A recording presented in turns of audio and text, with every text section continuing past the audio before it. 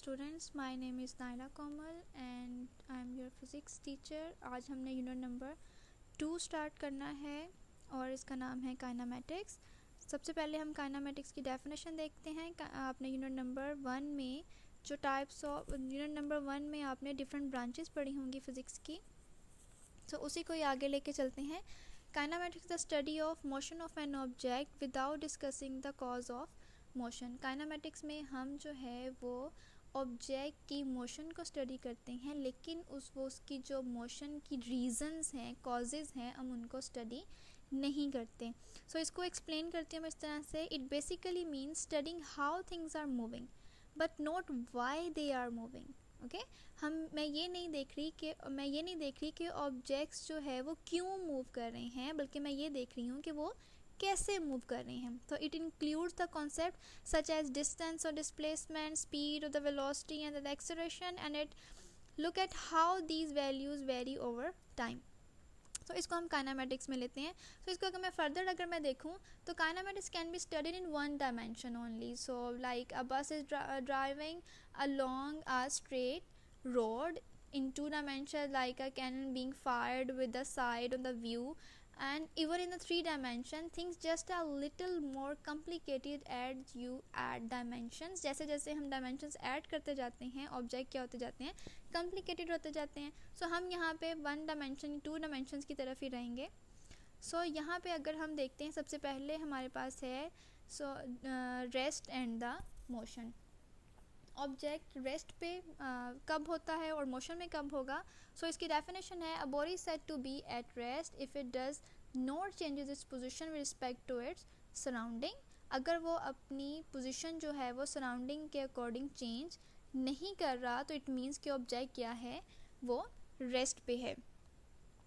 सो यहाँ पे हमारे पास है रेस्ट की। तो एग्जाम्पल ऑफ द रेस्ट है हमारे पास a passenger sitting in a moving bus. अगर एक बस मूव कर रही है और उस पर पैसेंजर बैठा हुआ है, इट मीन्स वो क्या है, वो रेस्ट पे है, वो मूव नहीं कर रहा, सिर्फ बस मूव कर रही है। सो उसके बाद हमारे पास है motion. A body said to be in motion if it यहाँ पे डज नॉट आ गया, if it changes its position with respect to its surrounding. So अगर वो अपने सराउंडिंग के अकॉर्डिंग अपनी पोजिशन को चेंज कर रही है, इट मीन्स अ मूविंग बस। बस जो है वो मूव कर रही है, इस मीन्स कि वो क्या है, वो मोशन में है। यहाँ पे आपने कंफ्यूज नहीं होना। अ passenger sitting in a moving बस इज़ एट रेस्ट, और यहाँ पे हम मोशन में एग्जांपल दे रहे हैं मूविंग बस। तो पैसेंजर अगर बैठा हुआ है बस में, तो वो क्या है, रेस्ट पे है with respect to the other passenger. उसके बाद जो बस मूव करी है वो ऑब्जर्वर के अकॉर्डिंग क्या है, मोशन में है। सो यहाँ पे हमारे पास एक क्वेश्चन है, given example of a body that is at rest and in motion at the same time. So यहाँ भी मैंने जैसे अभी बात की, यहाँ पे passenger sitting in a moving bus is at rest because he or she is not changing in her position with respect to the other passenger or the object in the बस।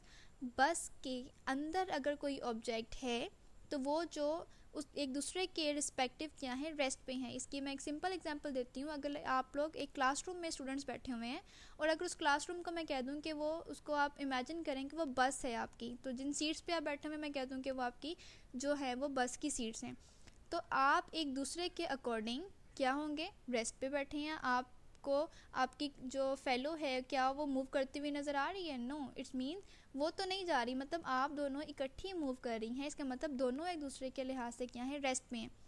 लेकिन अगर कोई जो पर्सन जो है वो road पे खड़ा है और आपकी बस को जाते हुए देख रहा है, वो तो यही करेगा कि बस मूव कर रही है। इसका ये मतलब है, but to an observer outside the bus, the passenger and the object inside the bus are in motion। सो इस तरह से जो मूविंग बस है उसकी एग्जांपल बनती है कि ऑब्जेक्ट रेस्ट पे भी है और मोशन में भी है एट द सेम टाइम। सो उसके बाद है आपके पास टाइप्स ऑफ मोशन। मोशन की 3 टाइप्स हैं। ट्रांसलेटरी मोशन, जिसमें आगे फर्दर 3 ब्रांचेस हैं उसकी, linear motion, random motion and circular motion. और सेकंड टाइप है रोटेटरी मोशन, और थर्ड टाइप है आपके पास वाइब्रेटरी मोशन। इनको हम फर्दर नेक्स्ट लेक्चर्स में पढ़ेंगे। आपने इसको बहुत